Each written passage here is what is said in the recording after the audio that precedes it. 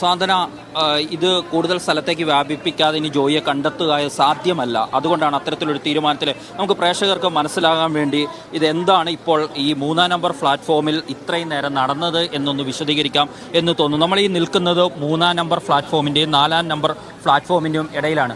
ഇതിനെ ക്രോസ് ചെയ്തുകൊണ്ടാണ് നമ്മുടെ ക്യാമറാമാൻ സിജോ കാണിക്കുന്നത് പോലെ തന്നെ അവിടുന്ന് ആ തോട് ആ ഭാഗത്താണ്, നമ്മുടെ ദൃശ്യങ്ങളിൽ വരുന്ന ആ ഭാഗത്താണ് തോടുള്ളത്. അവിടുന്ന് ക്രോസ് ചെയ്ത് ടണലിലൂടെ ഇങ്ങനെ പോവുകയാണ്. ഇതിനിടയിൽ 2 ഇടത്ത് മാത്രമാണ് മാൻഹോൾ ഉള്ളത്, ഈ 3-ാം നമ്പർ പ്ലാറ്റ്ഫോമിലും 5-ാം നമ്പർ പ്ലാറ്റ്ഫോമിലും. ഇപ്പോൾ ഇന്നലെ മുഴുവൻ കേന്ദ്രീകരിച്ച് ഒരു പരിശോധന നടന്നത് ഈ മാൻഹോളിലായിരുന്നു. ഈ മാൻഹോളിലെ മാലിന്യങ്ങൾ ഇവിടുന്ന് തന്നെ നീക്കാൻ വളരെ മണിക്കൂറുകൾ സമയമെടുത്തു. അതിനുശേഷമാണ് ഇപ്പോൾ സ്കൂബ ടീം അംഗങ്ങൾ ഇതിനകത്ത് ഇറങ്ങി പരിശോധിച്ചത്. ഇന്നലെ ഇവിടുന്ന് അങ്ങോട്ടുള്ളത്, അതായത് ഈ 3-ാം നമ്പർ പ്ലാറ്റ്ഫോമിലെ മാൻഹോളിൽ നിന്നും നേരെ ആ കാണുന്ന തോടിലേക്കുള്ള ഭാഗത്തായിക്കോട്ടാണ് പരിശോധന നടത്തിയെങ്കിൽ ഇന്നത് ഇവിടെ നിന്നും 5-ാം നമ്പർ പ്ലാറ്റ്ഫോമിലെ മാൻഹോൾ വരെ വരുന്ന ഭാഗത്തേക്ക് പരിശോധന നടത്താൻ തീരുമാനിക്കുകയായിരുന്നു. അതിൻ്റെ ഭാഗമായിട്ടാണ് ഇപ്പോൾ 3-ാം നമ്പർ പ്ലാറ്റ്ഫോമിലെ ഈ മാൻഹോളിൽ 3 സ്കൂബ ഡൈവേഴ്സ് ഇറങ്ങി പരിശോധന നടത്തിയത്. അവർ പരിശോധിച്ച് ഇവിടെ നിന്നും 5-ാം നമ്പർ പ്ലാറ്റ്ഫോമിലേക്കുള്ള ഭാഗത്തേക്ക് ഈ ടണലിലൂടെ 40 മീറ്റർ വരെ മാത്രമാണ് അവർക്ക് മുന്നോട്ട് പോകാൻ കഴിഞ്ഞത്. കാരണം പ്ലാസ്റ്റിക് മാലിന്യം തന്നെ വശങ്ങളിലും താഴെയുമൊക്കെ അടിഞ്ഞു കൂടിക്കിടക്കുന്ന ഒരു സാഹചര്യമാണ് ഉള്ളത്. അതുകൊണ്ട് തന്നെ അവർക്ക് ഇവിടെ നിന്നും ഈ 40 മീറ്ററിന് അപ്പുറത്തേക്ക് പോകാൻ കഴിയില്ല. അതുകൊണ്ടാണ് ഇവിടുത്തെ പരിശോധന ഇപ്പോൾ അവസാനിപ്പിച്ചിരിക്കുന്നത്. ഇനി 5-ാം നമ്പർ പ്ലാറ്റ്ഫോമിൽ നിന്നും സാധ്യമാണോ, 5-ൽ നിന്നും 3-ലേക്കുള്ള ടണലിന്റെ ഭാഗത്ത് പരിശോധന നടത്തുക സാധ്യമാണോ എന്നാണ് ഇപ്പോൾ ഇനി പരിശോധിക്കാൻ പോകുന്നത്. ആ സാധ്യത കൂടിയാണ് ഇതിനകത്ത് ഉള്ളത് എന്നാണ് നമ്മൾ ഇനി മനസ്സിലാക്കുന്നത്. ഇതിനിടയിൽ പല ഭാഗങ്ങളിലേക്കും എത്തിപ്പെടാൻ പറ്റാത്ത വളരെ ദുഷ്കരമായ സാഹചര്യമാണ് നിലനിൽക്കുന്നത്. ഇന്നലെ മുതൽ നമുക്കൊപ്പമുള്ള സാന്ത്വന കൂടി ചേരുന്നുണ്ട്. സാന്ത്വന, ഇന്നലെ നമ്മൾ ആദ്യം പരിശോധന മുഴുവൻ നടത്തിയിരുന്നു തോട് കേന്ദ്രീകരിച്ചുള്ള ആ ഭാഗത്തുനിന്ന്. അവിടുന്ന് വൈകിട്ടായപ്പോഴേക്കും റോബോട്ടിക് സാങ്കേതിക വിദ്യയും മറ്റുമൊക്കെ എത്തിച്ച് ഇവിടെ തെരച്ചിൽ നടത്തി. ഇന്നും സാങ്കേതിക സംവിധാനങ്ങളുടെ എല്ലാം സൗകര്യമുണ്ട്. പക്ഷേ ഈ തെരച്ചിൽ വിജയകരമാകാൻ കഴിയുന്നില്ല. എന്തുകൊണ്ടാവും?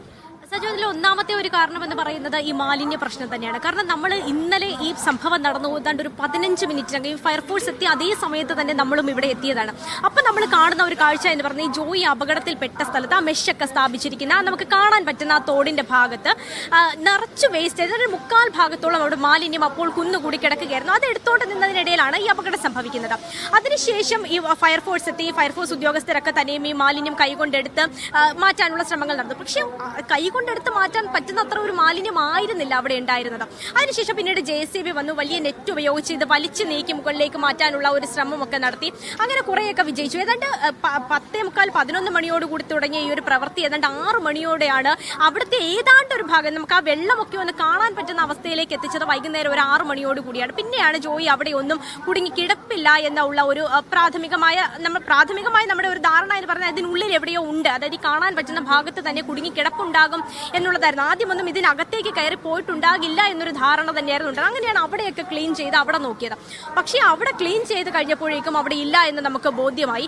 പിന്നീടുള്ള ഒരു രണ്ടാമതായുള്ള ഒരു നിഗമനം എന്ന് പറയുന്നത് ഈ ടണലിനുള്ളിലേക്ക് കയറി പോകാമെന്ന്. ആ ഒരു സാധ്യത ആദ്യം തന്നെ കണക്കിലെടുത്താണ് ഈ പറഞ്ഞതുപോലെ തന്നെ നമ്മൾ ഈ നിൽക്കുന്ന ഈ 3-ാം നമ്പർ പ്ലാറ്റ്ഫോമിന്റെയും 4-ാം നമ്പർ പ്ലാറ്റ്ഫോമിന്റെയും ഇടയിലുള്ള ഈ മാൻഹോളിന്റെ അവിടെ ഒരു നെറ്റ് സ്ഥാപിച്ചിരുന്നത്. അപ്പോൾ ഈ നെറ്റ് സ്ഥാപിച്ചപ്പോഴേക്കും അവർ കരുതിയിരുന്നത് എങ്ങാനും അവിടെ നിന്ന് ഒഴുകി വരികയാണെങ്കിൽ വരുമെന്ന് ആ സമയത്ത് നമുക്ക് പ്രതീക്ഷ ഉണ്ടായില്ല. പക്ഷെ വരികയാണെങ്കിൽ ഇവിടെ കുടുങ്ങിക്കിടക്കും, നമുക്ക് ഈ ഒരു 50 മീറ്ററിനുള്ളിൽ തന്നെ തിരഞ്ഞ കാര്യങ്ങൾ കുറച്ചുകൂടി എളുപ്പമാക്കാമെന്ന്. അവിടുന്ന് ഇവിടുന്ന് ഇപ്പൊ കയറാൻ വയ്യാത്ത സാഹചര്യത്തിൽ മാലിന്യം ഉണ്ടായിരുന്നു. അതെ, അവിടുന്ന് കയറാൻ കഴിയുന്നില്ല. അപ്പൊ അങ്ങനെയാണ് ഇവിടെ നെറ്റ് സ്ഥാപിച്ചത്. പക്ഷെ അവിടെ നിന്ന് കയറാൻ ശ്രമിക്കുമ്പോഴൊക്കെ ആ കാണുന്ന പ്രദേശത്തെ മാലിന്യം നീക്കി അകത്തോട്ട് കയറാൻ നോക്കിയപ്പോൾ പറ്റുന്നുണ്ടായിരുന്നില്ല. പിന്നെ ഈ ടണലിനകത്തുള്ള മാലിന്യങ്ങൾ പുറത്തേക്ക് വലിച്ചെടുത്ത് കളഞ്ഞുകൊണ്ടാണ് ഒരു 40 മീറ്റർ, അതായത് ഈ പ്ലാറ്റ്ഫോം നമ്പർ 1-ന്റെ അവിടെ നിന്നും ഈ 3-ലേക്ക് വരുന്ന ഈ ഭാഗത്ത് ഏതാണ്ട് 40 മീറ്റർ അകത്തേക്ക് വരാൻ സാധിച്ചത് ഈ മാലിന്യം എല്ലാം പുറത്തേക്ക് നീക്കിയ ശേഷമാണ്. പിന്നെ അപ്പോൾ ഇരുട്ടായി, രാത്രിയായി, ഒരു തരത്തിലും ഇതിനകത്തേക്ക് കയറാൻ സാധിക്കുന്നുണ്ടായിരുന്നില്ല. അവർ തന്നെ പറഞ്ഞതാണ് ഇതിനകത്ത് ഓക്സിജന്റെ ഒരു ലഭ്യത കുറവുണ്ട്. അപ്പോൾ ഇറങ്ങിയാൽ അവരുടെ ജീവന് തന്നെ ആപത്തായതുകൊണ്ട് തന്നെ ആ സ്കൂബ ഡൈവിംഗ് ടീം ഇതിനൊക്കെ കയറണ്ട എന്ന് തീരുമാനിക്കുന്നു. നാളത്തേക്ക് മാറ്റിവെക്കുകയാണ്. പിന്നീട് നടത്തി വരുന്നതാണ് നമ്മൾ ഈ റോബോട്ടിക് സംവിധാനം അടക്കം ഉപയോഗിച്ചുകൊണ്ട് 2 മെഷീനുകളാണ് കൊണ്ടുവന്നത്. ഒന്ന് ഈ വേസ്റ്റ് സക്ക് ചെയ്ത് പുറത്തേക്ക് കളയുന്ന ഒരു റോബോട്ടിക് സംവിധാനമുള്ള മെഷീനും അതുപോലെ തന്നെ മറ്റൊന്ന് ഈ സർവൈലൻസ് സർവൈലൻസ് ക്യാമറ സംവിധാനമുള്ള മെഷീനുമാണ് കൊണ്ടുവന്നിരുന്നത്. അപ്പോൾ ആദ്യം കൊണ്ടുവന്നത് ഇന്നലെ രാത്രിയിൽ കൊണ്ടുവന്നത് ഇവിടെയും നമ്മൾ ദൃശ്യങ്ങളൊക്കെ തന്നെയുണ്ട്. വളരെ കുറച്ച് വേസ്റ്റ് മാത്രമാണ് അത് ഉപയോഗിച്ച് നമുക്ക് പുറത്തേക്ക് എടുക്കാൻ സാധിക്കുന്നത്. സാജു ആ സമയത്ത് ഇവിടെ ഉണ്ടായിരുന്നു, അതാണ് സാജു കണ്ടതാണ്. ഒരു 4-5 കുപ്പിയാണ് ഒരു സമയത്ത് ആ മെഷീൻ പുറത്തേക്ക് എടുക്കാൻ. അതിനൊരു പരിമിതിയുണ്ട്. നമ്മുടെ കയ്യിൽ മെഷീനുണ്ട്, റോബോട്ടിക് യന്ത്രമുണ്ട്, എല്ലാ സംവിധാനങ്ങളുമുണ്ട്. പക്ഷേ അതിനൊക്കെ ഒരു പരിമിതി ഉണ്ട് എന്ന് നമ്മൾ കണ്ട ഒരു കാഴ്ചയായിരുന്നു ഇവിടെ.